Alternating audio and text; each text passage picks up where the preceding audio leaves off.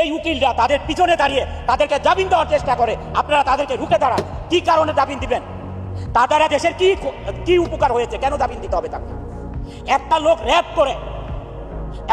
করে তারা যাকে র্যাপ করছে তার বাবা মা একটা লয়ার ধরে তার ন্যায় বিচার পাওয়ার জন্য, আর যে র্যাপ করছে সেও লয়ার ধরকে তাকে খালাস করার জন্য।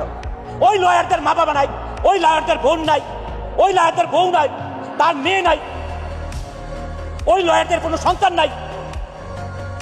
একটা র্যাপিস্টকে বাঁচানোর জন্য তার পিছনে দাঁড়াইতে হবে কেন?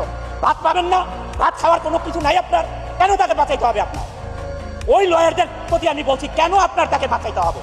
আপনি তো জানেনই সে র্যাপ করেছে, তাহলে তাকে কেন আপনার বাঁচাইতে হবে? শুধু টাকার জন্যে।